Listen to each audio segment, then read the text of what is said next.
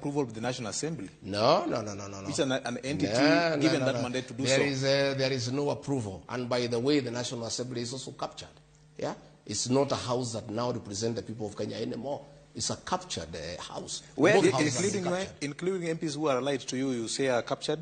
Mine are the minority. The majority have the way.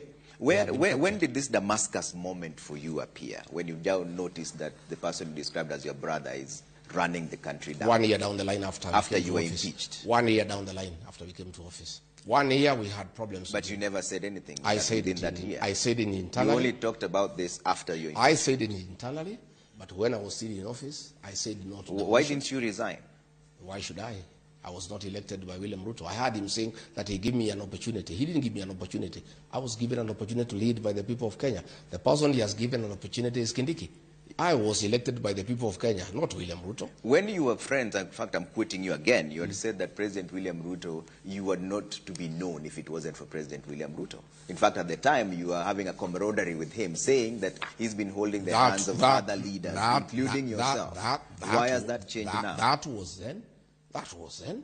But that does not make me daft. Because I was friendly with William Ruto, I have no brain. The minute I started seeing the country is headed in the wrong direction, I told him no.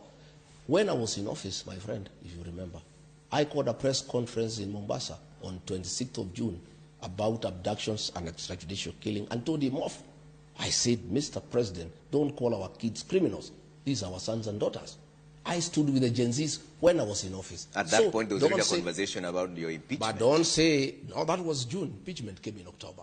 I didn't speak when I left office.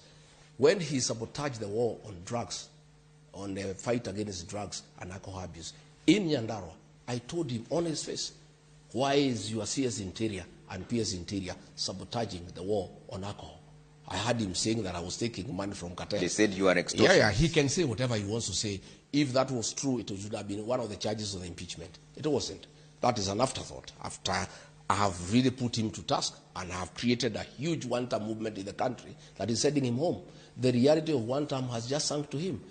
I have told you, I told him publicly, don't sabotage the war on drugs and alcohol when I was in office. I did not start telling him off when I left office.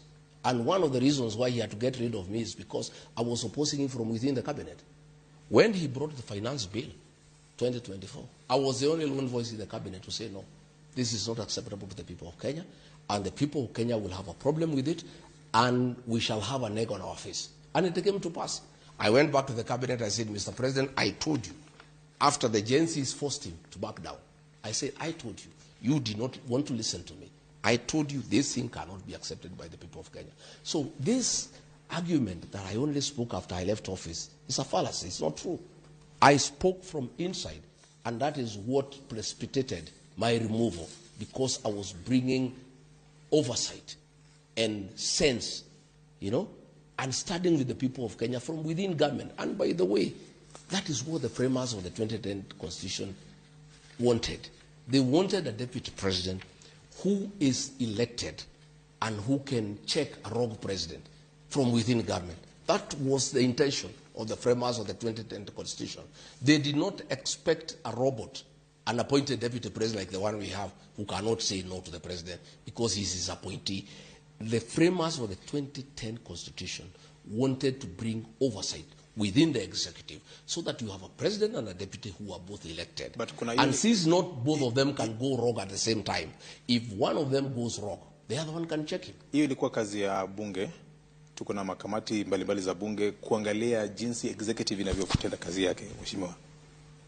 Are you trying to rewrite what the Constitution says in terms of its spirit and letter? I am saying there is something called the letter and the spirit of the law. The letter is what is written. The spirit is the intention. Why did the framers of the Constitution want two elected people, one president and a deputy, elected by the people? So that the deputy president has a voice, because he's elected by the people. The current deputy president we have is a robot. He is somebody's appointee. There is nothing he can say. Everything is yes, sir, yes, sir, yes, sir. You had said in one of the political meetings when you were still in good terms with the president that wewe ni mtu wake wa mkono, wewe ni Mr. Yes, sir. I said yes on good things. I was prepared to be yes, sir, on what is true, what is good, what is constitutional, what is within the law. I had no problem. And for the good things that we were doing, I was supporting him 100%. But when he started abductions, extrajudicial killings, I said no. Okay. When he started demolitions and evictions, I said no. When he started theft of public resources, I said no. When he started misappropriation of public funds, I said no. I was prepared to be loyal, yes sir, on things that are constitutional, things that are good, things that serve the people of Kenya, things that are appropriate, and that improves the lives of the people of Kenya. I was more than prepared. Thank you. The minute I realized that what was happening is not what is supposed to happen, I said no. Kuna wakati ulikuwa